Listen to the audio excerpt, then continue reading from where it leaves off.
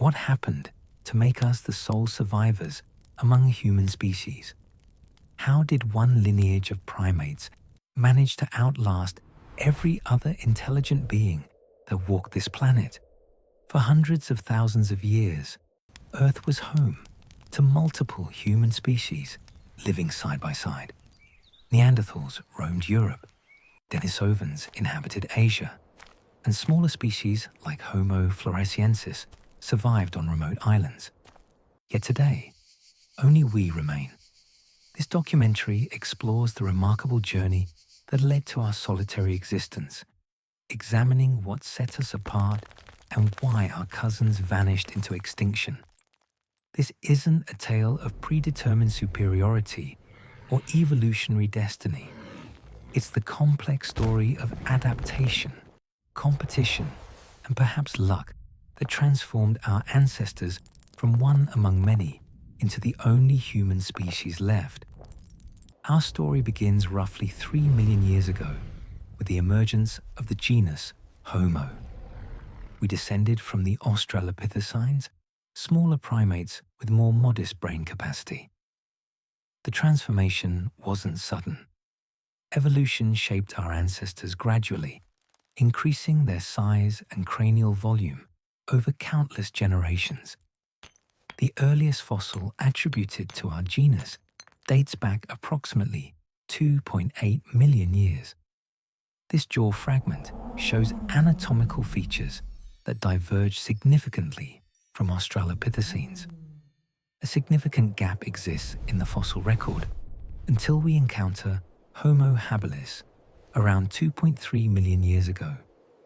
This species represents a watershed moment. Homo habilis exhibited brains substantially larger than their Australopithecine ancestors, exceeding them by over 20% in some individuals. This expanded neural capacity enabled systematic stone tool manufacturing. They pioneered the older one tradition, converting raw stone into functional implements. While these tools appear rudimentary, they provided a transformative advantage, allowing them to sharpen wooden spears, process animal carcasses, and prepare plant materials. From this moment forward, stone tools became indispensable to human survival. Several 100,000 years later, Homo erectus emerged. This species stood taller, ran more efficiently, and possessed even larger brains, averaging about 150 cubic centimeters, greater than the most encephalized habilis. With their enhanced cognitive capacity, erectus populations developed the Acheulean tradition. These tools featured cores worked on both surfaces to create hand axes with dramatically more cutting surface than previous implements. Armed with these superior tools and more athletic physiology, Homo erectus accomplished something unprecedented: a global expansion. They migrated from Africa northward into Europe and eastward across Asia, reaching as far as China and Southeast Asia. The descendants of erectus would adapt to their diverse environments and differentiate into new forms. These widespread populations are generally classified as Homo heidelbergensis, a pivotal species ancestral to ourselves, Neanderthals, and Denisovans. Homo heidelbergensis possessed larger brains than erectus, ranging between 1,100 and 1,300 cubic centimeters, comparable to modern humans. At Schöningen in Germany, archaeologists discovered nearly a dozen expertly crafted spears, many balanced like javelins. African sites have yielded well-made stone points, displaying evidence of hafting onto spear shafts. Their stone tools demonstrate marked sophistication. Their ability to inhabit extremely cold environments suggests they manufactured complex clothing from animal hides. Fire appears at many of their sites, and some populations may have mastered its reliable creation. These humans hunted diverse animals, including some of the largest creatures of their era: horses, rhinoceroses, and even elephants. Distributed across such varied terrain, fossil evidence reveals they were already diverging into separate species. By approximately 400,000 years ago, these populations had accumulated sufficient differences to be classified as distinct species. Europe harbored the ancestors of Neanderthals. Asia held the progenitors of Denisovans. And in Africa, our own ancestors evolved. But what exactly defines us as human? The answer extends beyond skull morphology. It encompasses our creativity, empathy, and social complexity. While the anatomy of African hominins gradually evolved into that of Homo sapiens, the behavior of these populations also became progressively more sophisticated. The period when these mental capacities began emerging is designated the Middle Stone Age, spanning roughly from 300,000 to 40,000 years ago. During this era, humans across Africa increasingly displayed evidence of abstract thinking, strategic planning, technological innovation, and symbolic meaning. The earliest signs of these cognitive advances appear in stone tools. For millions of years, hominins had been striking rocks together to create sharp edges. But around 300,000 years ago, a technological transformation was underway. Stone tools were becoming smaller and more diverse. The transition to smaller tools marks the point when humans began attaching stone flakes to handles. Securely binding stone to wood or bone requires cordage and adhesives. These hafted implements included knives, scrapers, and spears, representing an increased investment in technology. Two new tool types appeared during the transition to the Middle Stone Age. Blades are defined as being twice as long as they are wide, with long, parallel, straight edges, ideal for slicing. Another key tool type, points, became ubiquitous across Africa quite rapidly. By 250,000 years ago, stone points were being employed by humans in northern, eastern, and southern Africa. Creating more specialized tools required humans in Africa to invent fundamentally new stoneworking techniques. Before the Middle Stone Age, toolmakers had used knapping. During this period of cognitive evolution, humans developed a novel method: core preparation. Preparing the core refers to shaping it by removing flakes according to specific sequential steps before making a final strike to release the actual tool. Crucially, prepared cores allowed people to predetermine the tool's shape. Core preparation requires sophisticated memory and reasoning to predict the outcome of a sequence of actions. The fact that this method spread across a continent around 300,000 years ago demonstrates that humans were teaching each other complex crafts. In addition to creating increasingly complex toolkits, humans adopted a new behavior at the start of the Middle Stone Age: the use of pigments. Most often in Africa, this involved collecting red ochre, a type of soft, iron-rich stone that could be ground into powder. Some archaeologists argue that its use strongly suggests that humans in Africa had begun to impart symbolic meanings to colors and markings. At one Sudanese site, people made ochre powder on heavy grinding stones 223,000 years ago. The selection of specific colors strengthens the argument that ochre use was symbolic. By coloring themselves or their possessions, early humans were communicating something to others who saw them: their attractiveness, status, or tribal affiliation. The ability of social groups to use symbols representing ideas such as group identity requires the capacity for abstract thought. It took hundreds of thousands of years for modern behavior to become widespread among African hominins, suggesting that human brain evolution was a gradual process. During the second half of the Middle Stone Age, a whole new set of behaviors appeared. Africans started forming strong cultural identities, continued inventing new tool types, and began using new materials for symbolic purposes. Intensifying cognitive evolution corresponded with a period of favorable climate in Africa. By this period, Homo sapiens was clearly the dominant hominin in Africa.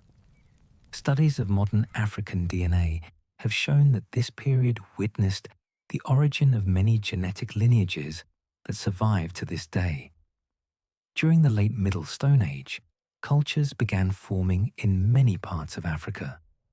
Around 145,000 years ago, humans living in what is now Morocco began making stone tools with short, narrow stems protruding from their bases. Stemmed points, blades, and scrapers were used by human groups living in northwest Africa and the Sahara Desert, but not in any other part of the continent. The spread of this custom defines an archaeological culture known today as the Etrurian. Several other innovative regional traditions emerged during the Middle Stone Age. The rise of regional traditions in Africa highlights another increasingly prominent aspect of modern behavior: the tendency to innovate. After 130,000 years ago, new tool types kept appearing across the continent. People started making end scrapers, burins used as chisels, and bladelets. During the late Middle Stone Age, humans started creating formalized implements from bone, including cone-shaped points for arming hunting weapons and awls for poking holes in soft materials. The most remarkable bone artifacts were discovered in the Democratic Republic of Congo, where several skillfully carved barbed points, likely used at the tips of fishing weapons, were made around 95,000 years ago.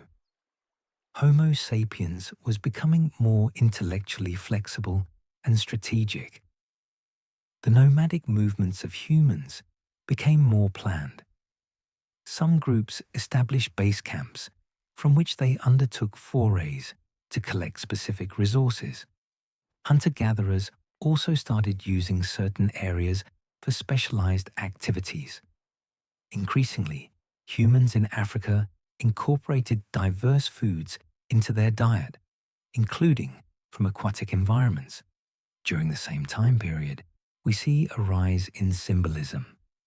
The oldest known jewelry made by Homo sapiens comes from the Etrurian culture. They were beads made from seashells discovered at 7 Moroccan sites, ranging from 142,000 to 75,000 years old.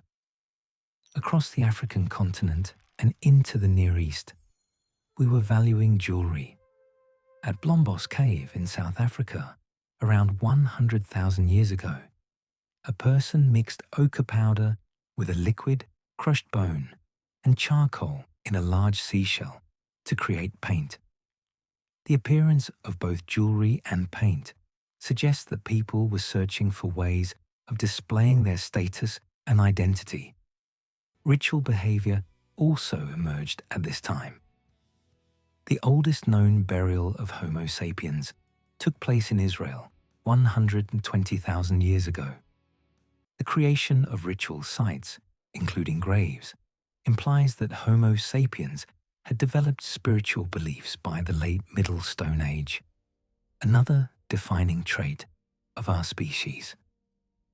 The apex of Middle Stone Age social complexity occurred near the end of this period at the southern tip of the continent, between 73,000 and 59,000 years ago. Two highly distinct cultures arose in South Africa. The first is known as the Still Bay culture, documented at 8 caves spread across more than 1,000 kilometers. The people of the Still Bay made seashell beads, bone points, and leaf-shaped bifacial stone points that represent a particular technical and aesthetic achievement. They used innovative techniques, including heating silkcrete, to enhance its suitability for flaking and pressure flaking for final touches. These leaf-shaped points likely served as prestige items, reflecting a growing concern with social image. The people of the Still Bay were also unique for their production of art. They engraved simple geometric designs on small pieces of stone. The most remarkable contains a crosshatch design between two parallel lines, considered by some experts to be the oldest undisputable art. The Still Bay culture marked the high point of human flourishing up until that point, but it revealed the fragility of society. The customs remained in use for around 2,000 years, then disappeared when a major population decline struck the region.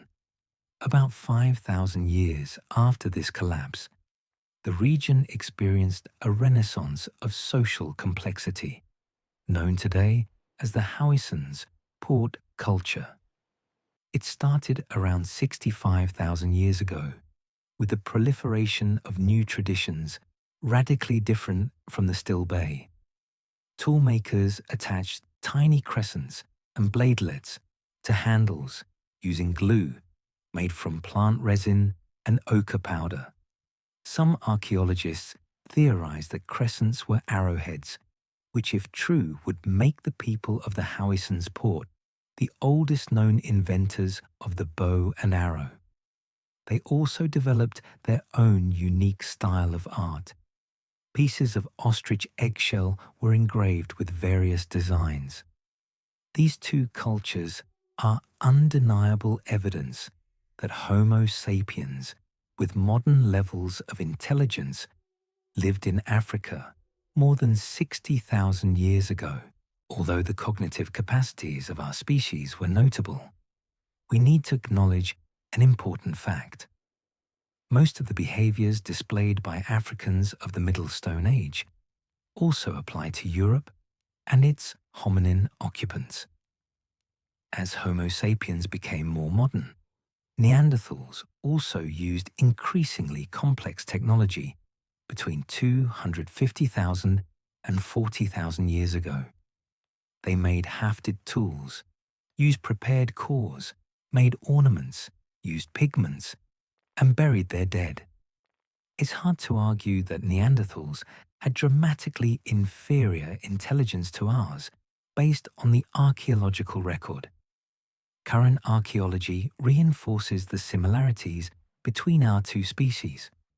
The impact of human evolution during the Middle Stone Age was tremendous. By inventing new tools, our ancestors foraged more efficiently from a wider range of ecosystems. The capacity for abstract thinking demonstrated during the Middle Stone Age implies the emergence of complex language. Cooperation gave our species an evolutionary advantage. For most of the history of our species, we were African. The tall, rounded skulls that characterize Homo sapiens evolved there around 200,000 years ago. For the next 140,000 years, humans with this anatomy were mostly restricted to that continent. Eurasia was the domain of other hominins with longer, lower craniums, including Neanderthals in the west and Denisovans in the east. The capacity for continent-wide dispersals was not unique to us. Multiple hominin species had migrated out from Africa throughout prehistory. When it comes to us, the exit from Africa was a complex story with several chapters. Homo sapiens made multiple separate incursions into Eurasia during the Middle Stone Age. Early movement out of Africa occurred between 210,000 and 80,000 years ago, but they were limited and temporary. The first groups to leave Africa died out, leaving behind no living descendants. The final permanent expansion would not begin until about 60,000 years ago. Evidence for early dispersals comes primarily from Homo sapiens fossils discovered in Eurasia. The oldest comes from Greece and is at least 210,000 years old, found at Apidima Cave. There is disagreement whether this partial skull belonged to early Homo sapiens or early Neanderthals. Portions of Neanderthal DNA sequences seem to have originated from an extremely early interbreeding event with Homo sapiens, probably more than 200,000 years ago.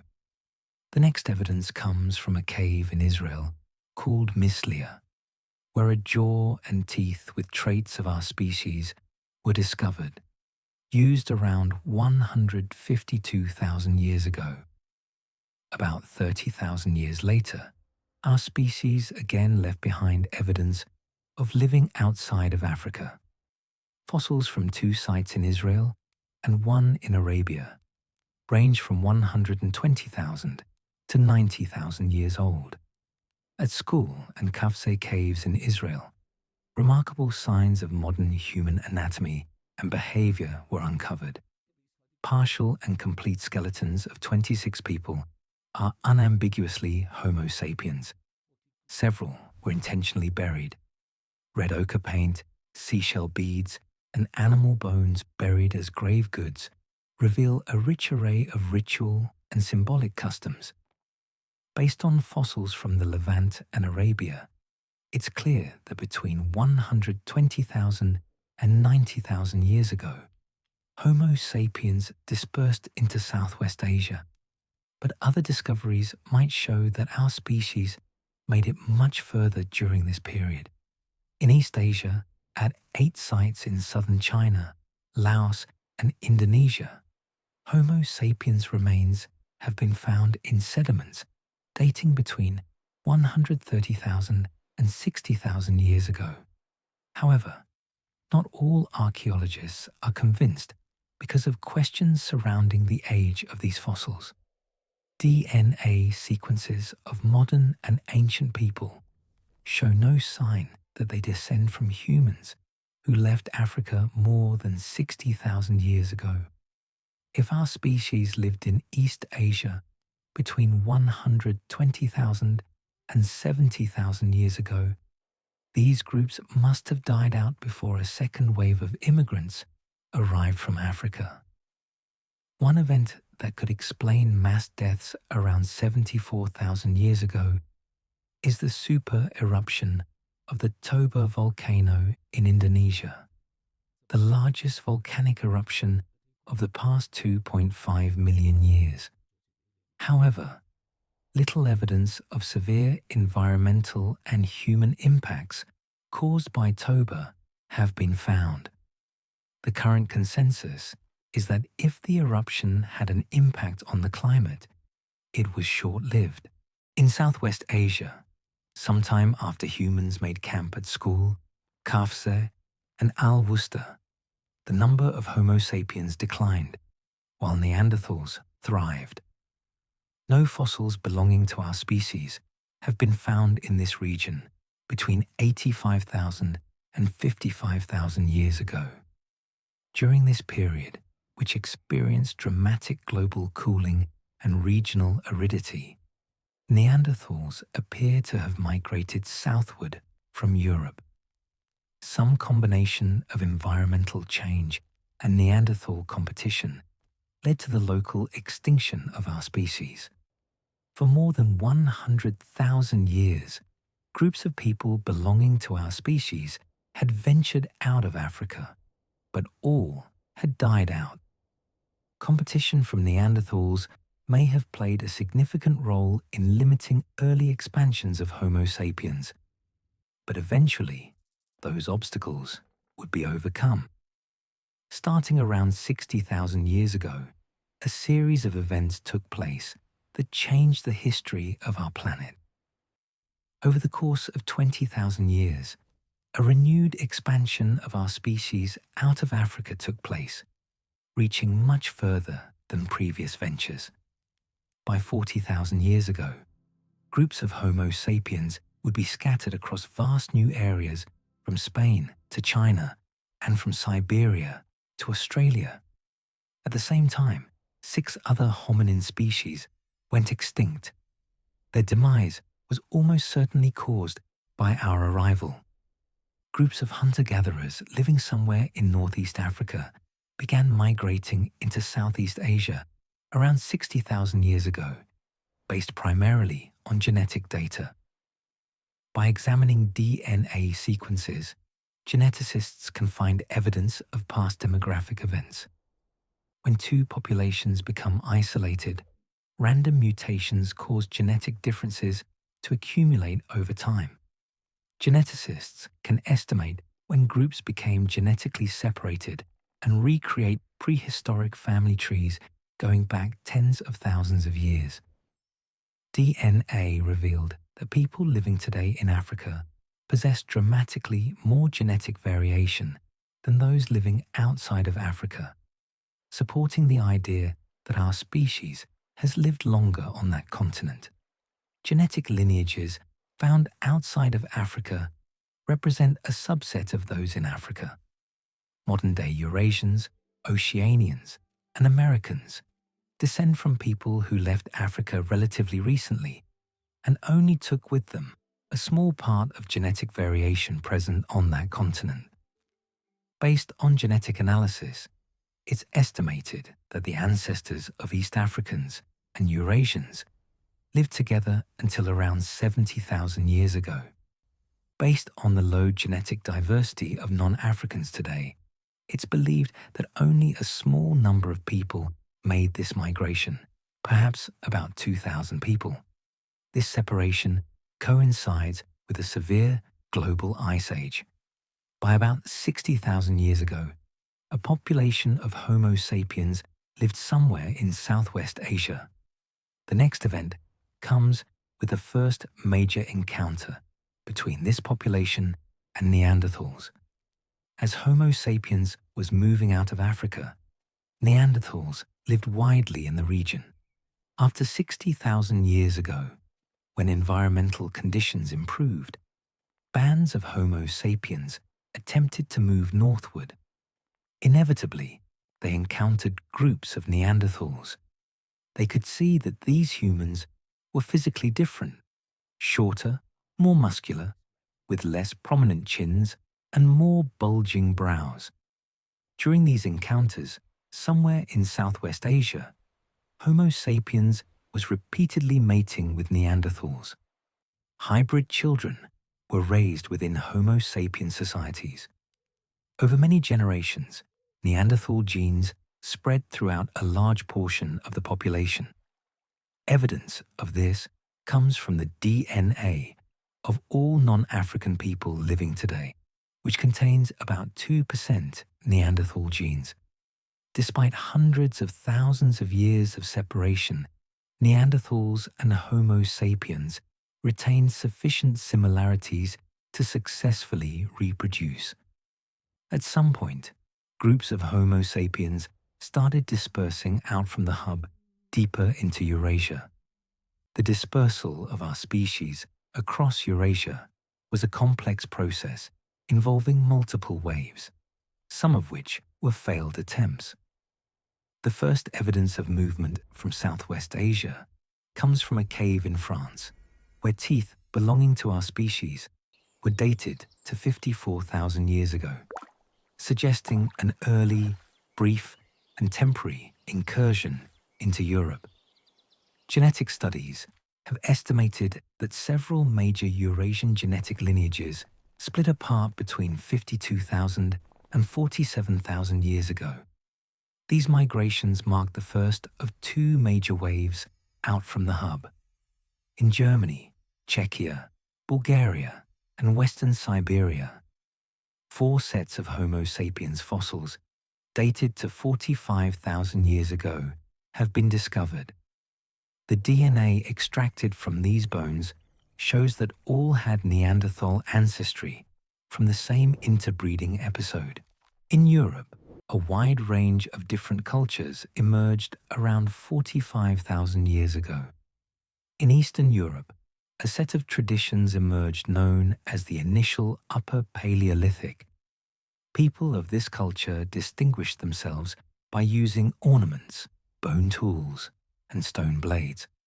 Similar artifacts were used by people thousands of kilometers away in the Levant and southern Siberia. The people of these cultures belonged to the first large wave of migration into Europe, yet they coexisted with groups of Neanderthals. This coexistence led to further episodes of interbreeding. DNA shows that none of the groups expanding northward from the hub contributed to the ancestry of modern-day people. These early movements into Europe and Siberia were dead ends. But this was not the fate of all who migrated during the first wave. Some migrants who left Southwest Asia between 52,000 and 47,000 years ago moved eastward and established permanent populations whose descendants became modern-day South Asians, East Asians, and Oceanians. Around 48,000 years ago, microlithic tools first appeared in central India and Sri Lanka. Further east in Sulawesi, a dramatic new cultural practice appeared around 51,000 years ago. Humans began a tradition of painting rock walls with hand stencils and drawings of animals. This is the oldest known complex rock art in the world. Even further east in Australia and New Guinea, stone tools started appearing around the same time. When our species arrived, these two land masses formed a single continent known as Sahul, separated from Southeast Asia by 80 kilometers of ocean. Homo sapiens was the only hominin to cross this barrier.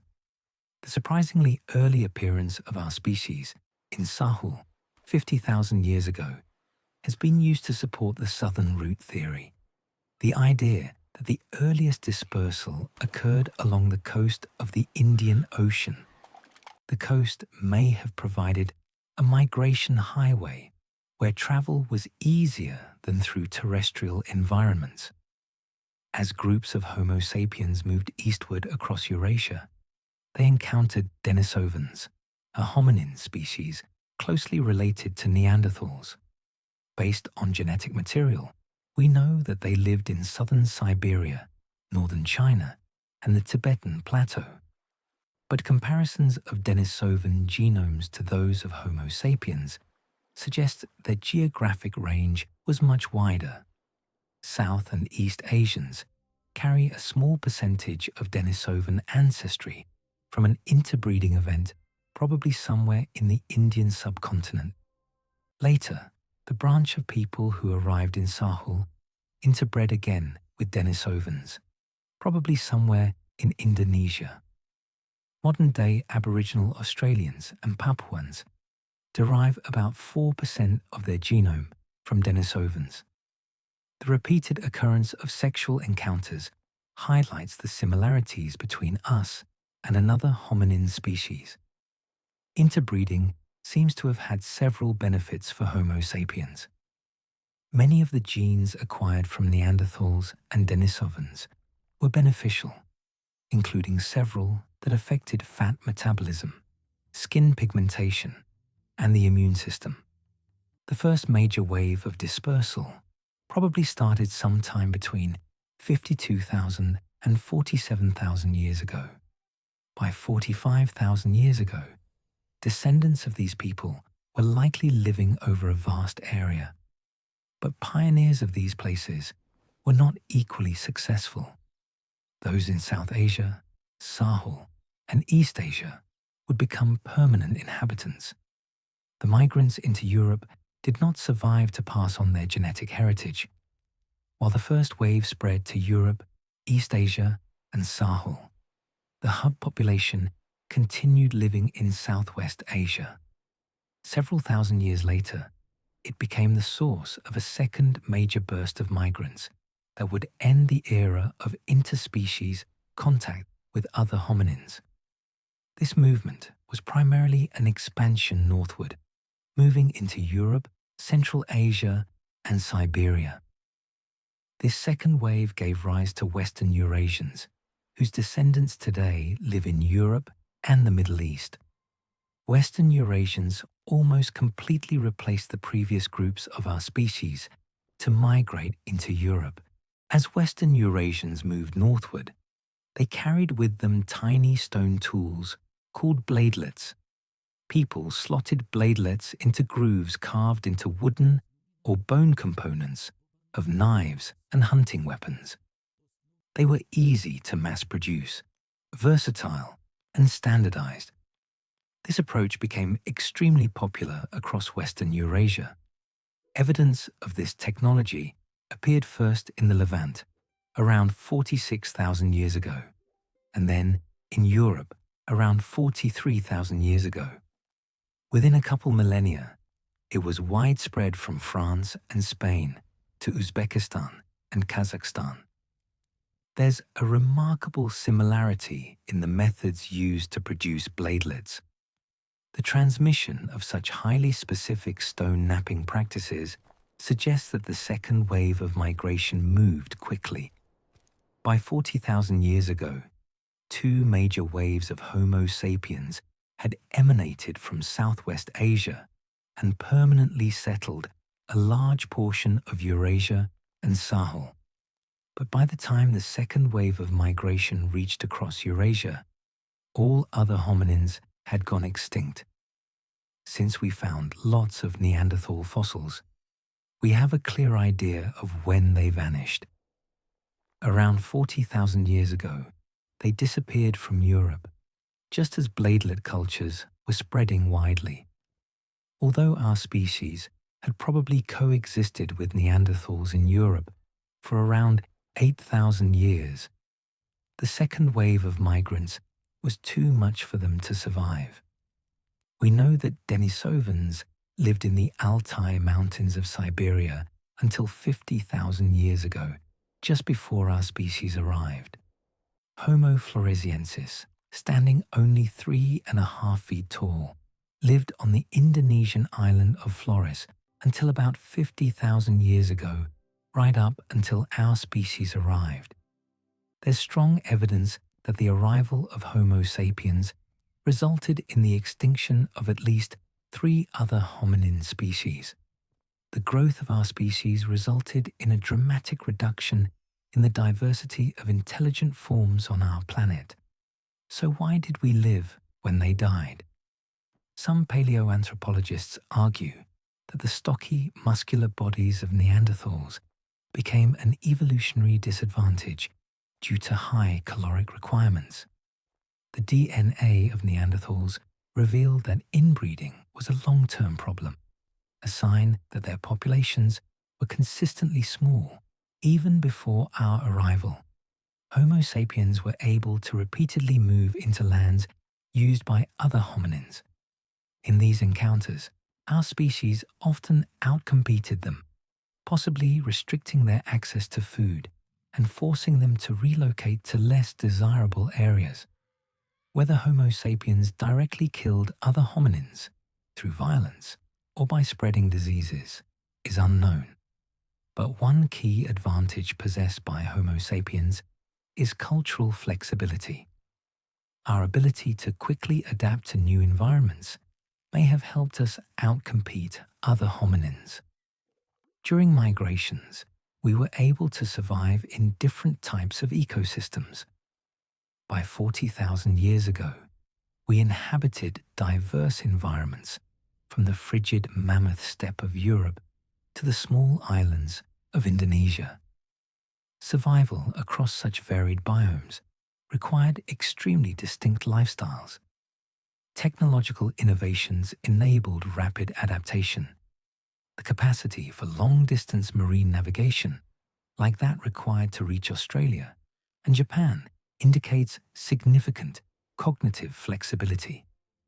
These lands were never colonized by any other hominin.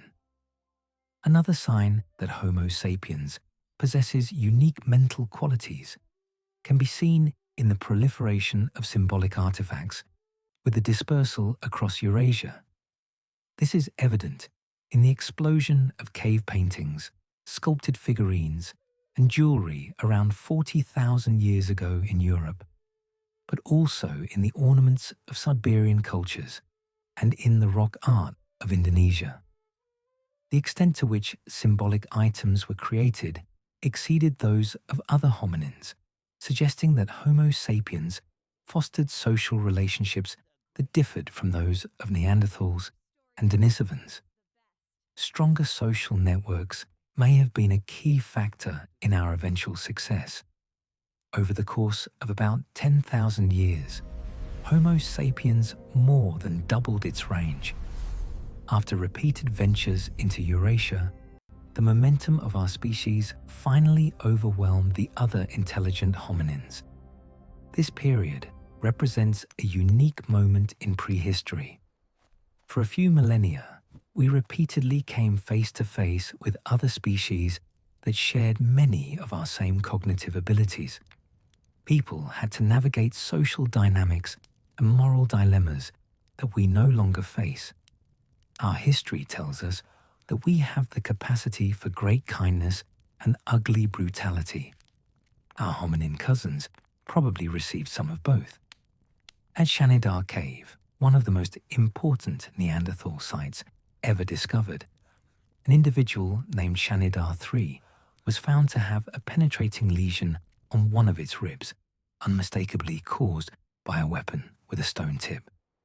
Analysis suggests that Shanidar III was injured by a lightweight, long-range projectile. The use of such projectiles is often associated with the emergence of anatomically modern humans. This raises the possibility that this Neanderthal was wounded by a spear-thrower-wielding modern human.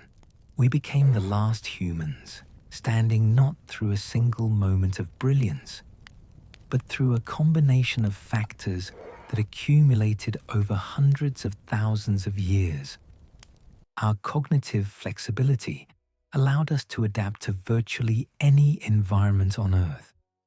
Our complex social networks enabled cooperation on scales that other hominins couldn't match. Our technological innovations gave us an edge in the competition for resources. And perhaps most importantly, our cultural capacity to accumulate and transmit knowledge across generations meant that each innovation built upon the last. The extinction of our cousin species was likely not the result of deliberate genocide, though violence certainly played a role. Rather, it was the cumulative effect of being slightly more adaptable, slightly more innovative, and slightly better at cooperating. In ecosystem after ecosystem, we were able to exploit resources more efficiently. Over time, this advantage compounded until their populations dwindled to unsustainable levels. The story of why we became the last humans is not a triumphalist tale of superiority. It's a complex narrative of survival, adaptation, and the often brutal realities of competition between closely related species. The genes we carry from Neanderthals and Denisovans remind us that the boundaries between species were not absolute. We were similar enough to mate and produce fertile offspring, yet different enough that we ultimately could not coexist. Understanding this history is crucial for understanding ourselves. We are the product of hundreds of thousands of years of gradual evolution, punctuated by moments of rapid change and adaptation. The traits that made us successful are the same traits that define humanity today. The fact that we are the last human standing is simultaneously humbling and inspiring. Humbling because it reminds us that other intelligent species once walked this earth, and we played a role in their disappearance. Inspiring because it demonstrates the remarkable capacity of our species to overcome obstacles and adapt to changing circumstances. This is the story of how we became the last humans,